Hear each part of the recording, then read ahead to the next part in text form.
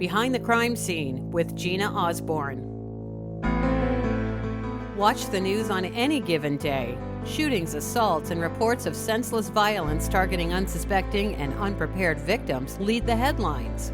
Do you and your family know what to do in the face of unexpected danger? Do you have the means to protect yourselves? Communication, intuition, past experiences, confidence, and knowledge. Learn the 5 pillars of personal safety to keep you and your family safe. Welcome to Behind the Crime Scene. I'm Gina Osborn, retired FBI Assistant Special Agent in Charge and former Army Counterintelligence Agent. I learned many years ago at a Crimes Against Children conference that if you save one child, you save the world. We've done a few shows where children were involved in the cases that we spoke about, and if we can prevent that, we're doing a really good thing. On today's show, I have Carol Mona, whose passion it is to teach teens how to keep themselves safe. Carol didn't like bullies, and that's why she became a police officer many years ago. At 5'2", she was told that she was too small. She was asked how she was going to take people into custody, and she was also told like she sounded like Minnie Mouse over the radio. Learning martial arts and kickboxing gave her the confidence not only to do her job, but to prove people wrong. Carol later moved out of the police department and became a district attorney investigator and rose to the position of assistant chief, the highest ranking female investigator in the Orange County District Attorney's Office. Now she's retired from law enforcement and she's using her passion to keep teens safe. So let's go behind the crime scene with Carol Mona. Carol, I'm so glad to have you on the show. There is nothing more important than keeping kids safe.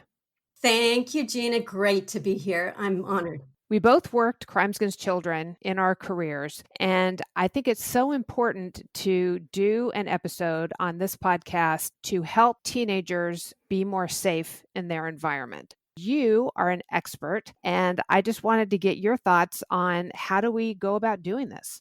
It's so important that children are taught specific areas in their life that we don't normally teach them. I really think this stuff should be taught in school and middle school where they can get the tools to build boundaries, to recognize an unhealthy relationship, to pay attention to the 5 pillars of personal safety in their life. And sometimes it's put on parents to teach this, but parents don't always know what's going on either. You brought up these 5 pillars, so why don't we start with that? So what is the first pillar that kids need to know in order to keep themselves safe?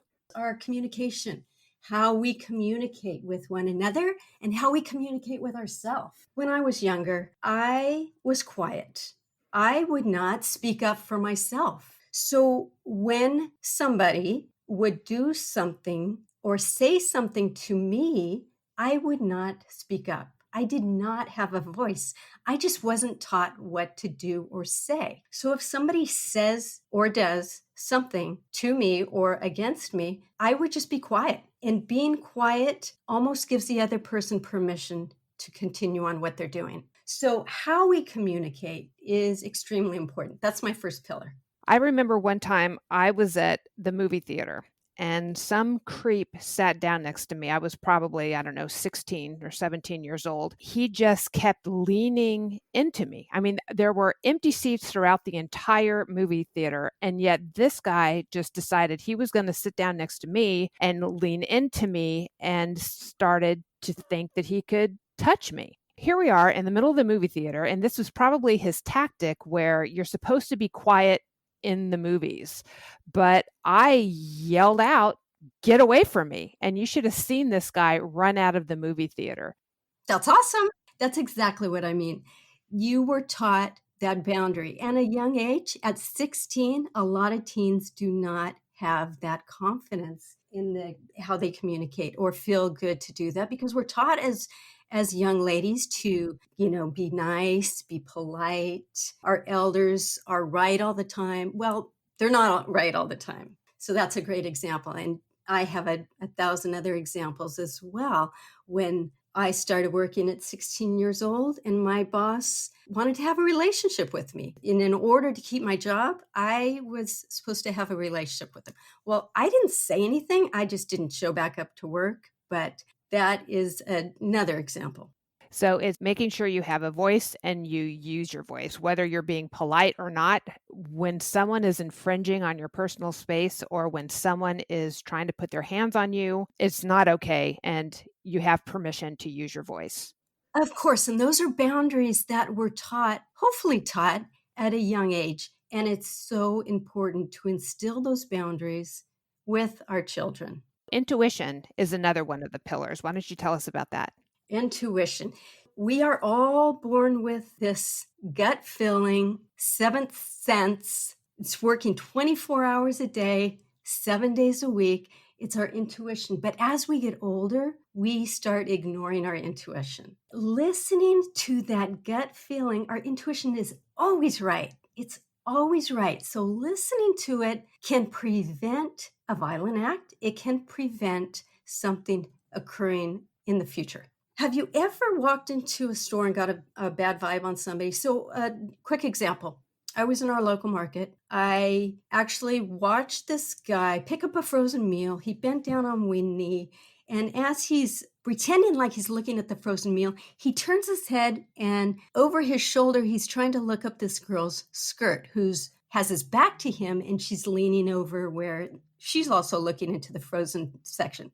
So I tapped this guy on the shoulder. He was so focused on looking up this girl's dress, he didn't even pay attention to me. He was so focused. So I like shook him, and he stood up really quick, and he actually left the store. So I went up to this young lady and I said, "Do you know that guy was looking up your skirt?" And she goes, "No, but when I passed him in the store, I did get a really weird feeling about him." This was her intuition, but she wasn't on high alert. So when you get that odd feeling, when you get that just an uneasy feeling in your gut, I encourage people to listen to that and don't ignore it. Don't second guess. Don't say, that doesn't make sense, because it doesn't usually make sense. There's no rhyme or reason. It's just something we're born with, but we learn to ignore later in life. And that goes to if you're walking up your apartment stairs and you've got your groceries, and then some guy comes out of nowhere, and he could be a good looking guy. If he offers to help you with your groceries, don't give him your groceries and let him follow you into your apartment. Don't fall into one of the common mistakes, and that's trusting a good looking person. We trust good looking people. Right. That's a common mistake. So what other pillars do you have? Your past experiences. Things that happened to you in your past are affecting you right now. Quick example. As a young girl, I was touched sexually. I believe that what happened to me back then has affected me in the future. I have trust issues.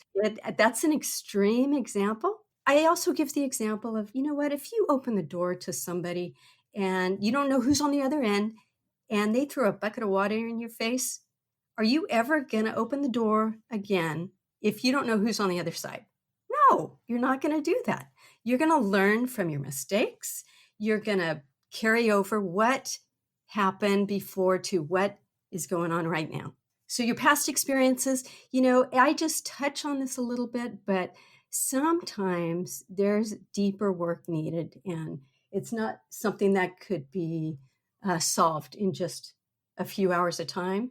But what happens to us in our past is affecting us right now in our current state. And I would assume confidence. That's something that you need to show in order to prevent crime from happening to you. Confidence is one of my 5 pillars. Your level of self-confidence is an extremely important pillar in your life. And that goes right along with your communication skills and your intuition and your past experiences, your confidence level. So if you struggle with low confidence, there are ways to raise your confidence. So if you have high self-confidence, you are less likely to be taken advantage of by a criminal. And criminals target people with low self-confidence. They can spot them right off the bat.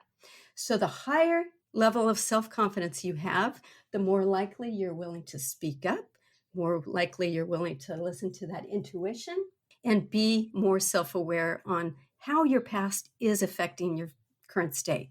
How do you show self-confidence? How do you show that to people when you're not even aware that they're looking at you? That's a great question. Your self-confidence is shown in everything you do. It's how you walk, it's how you talk, it's how you hold yourself up, it's paying attention and being present in the state you're in. And when I say being present, that is not walking on the street with headphones on your phone. It's being present and paying attention of life around you, so you can see what's coming at you, so you can see someone who's approaching you that you might not feel comfortable with. And that is so prevalent in today's society, especially with young people, to be completely plugged in to something other than what's going on around them.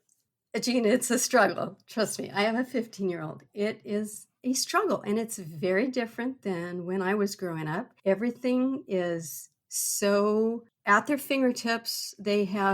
Every parent knows they have access to everything on their phone, and it's evolving so quickly. It's almost like life is boring to them. Regular, boring life, it's not exciting. However, TikTok, Instagram, all the other fast-moving apps that they have on their phone is really exciting to them.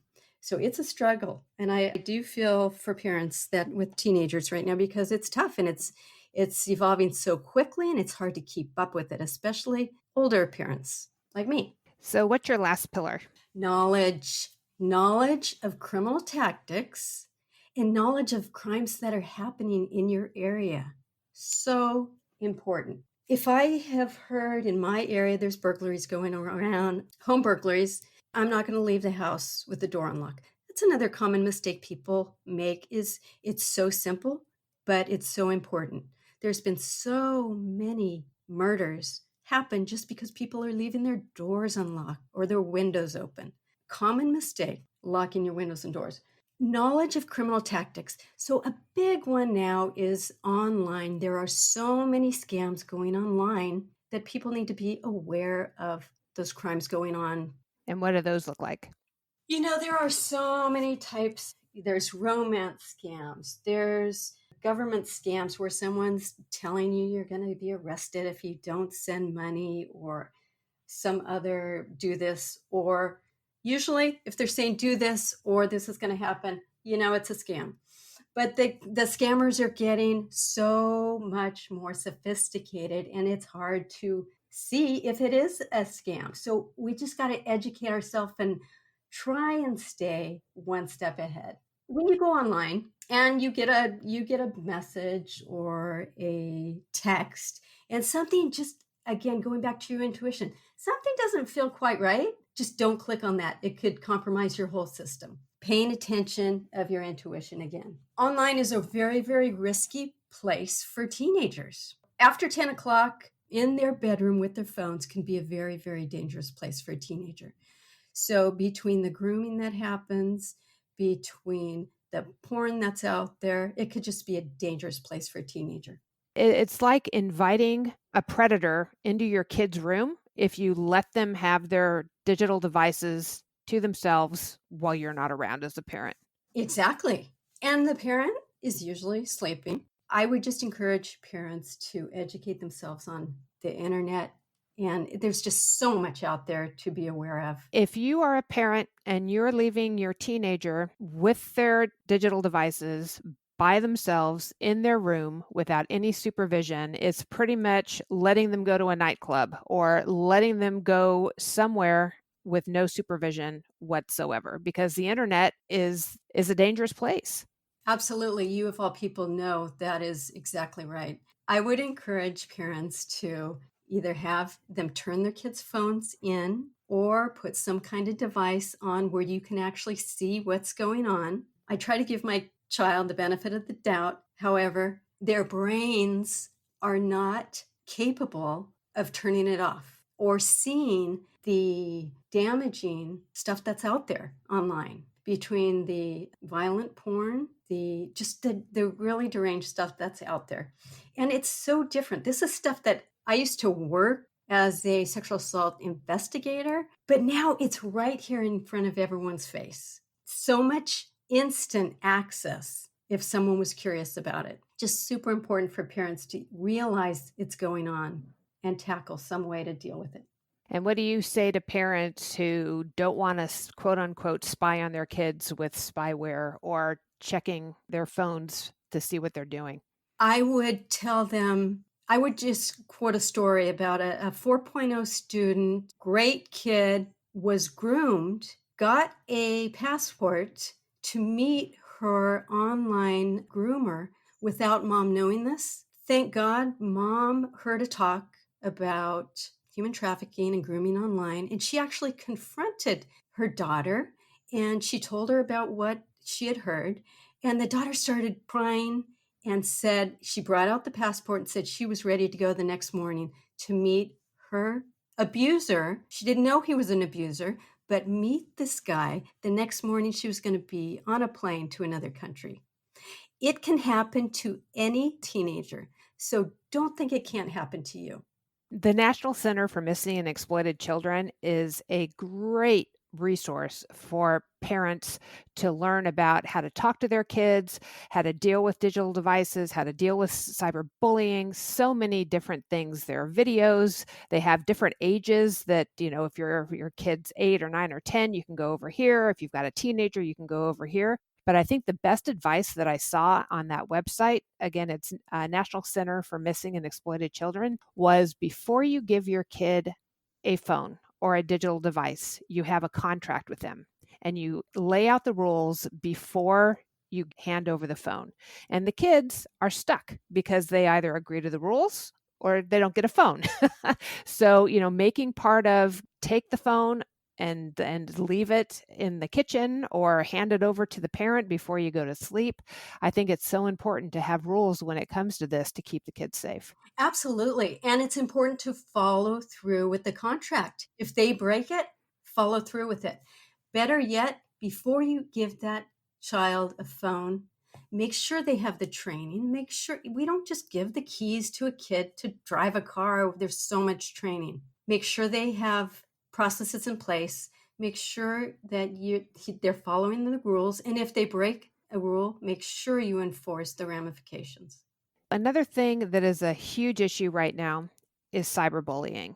What do you have to say about what's going on in our schools when it comes to cyberbullying? I believe it's way more prevalent than is being reported because victims, if they don't have a voice like when I was a child, I wouldn't have reported it. I think it's really prevalent. I think getting the word out to how to deal with it is super important. It's usually a pushing point for some people. There are dramatic cases happen where you hear people that commit suicide. Usually it's not just one cyberbullying that happens to them. Usually there's other things going on in their life, but that is what pushes them over the edge, and they might resort to attempt suicide or something more dramatic. So with the mental health issues going on, and the pandemic's not helping either. What are telltale signs that a kid is being cyberbullied? I believe huge signs of cyberbullying is a change in the student's or the child's personality. Were they outgoing before and now they want to stay in their room? They're quiet. They don't want to talk to you as a parent. Something is going on. That's a huge flag. Something's up. And communication is so important. When you notice as a parent that something is changed, that it's always so important to open up the communication to see what is going on. Communication is key. Communication is key. You'll be able to get into their psyche, their mind, the sooner. The better communication you have with your child, yes, absolutely. Communication is key. Carol, you created the safety class. I teach teens to become superheroes, is what I do. I want them to have a higher level of awareness, higher level of self-confidence. I want them to be empowered and have a voice. My course is a 5-hour online personal safety course, and you can take it at your own pace. I really believe this course just may save a life. And that is what my purpose is here. How does this course empower teens? So it's a combination. It's a combination of short, impactful, informational video trainings and also self-defense techniques. So after each module, at the end of each module, the student learns 2 to 3 hands-on self-defense techniques. The key is to practice these and get all 20 techniques memorized by the end of the course, which is really easy to do. 20 sounds like a lot, but it's quite easy. So I recommend you listen to one module a week. And in only 5 weeks, I believe the areas that we talk about in their lives can be completely transformed, and they'll have more self-confidence and more empowerment, knowing that they can live their lives feeling good about themselves, feeling good if they have to defend themselves with some kind of self-defense techniques, and be empowered. Carol, where can we go to learn more about the safety class? They can go to my website, which is thesafetyclass.com. Thank you for being on the show and all you do to keep kids safe. We'll see you all next time Behind the Crime Scene. Behind the Crime Scene with Gina Osborn is produced and edited by Lisa Osborn. Theme music is Insomnia by retired IRS Special Agent Clarissa Balmaceda. Find us on social media through BehindTheCrimeScene.com. And don't miss an episode. Subscribe to Behind the Crime Scene with Gina Osborn wherever you get your podcasts. I'm Lisa Osborn.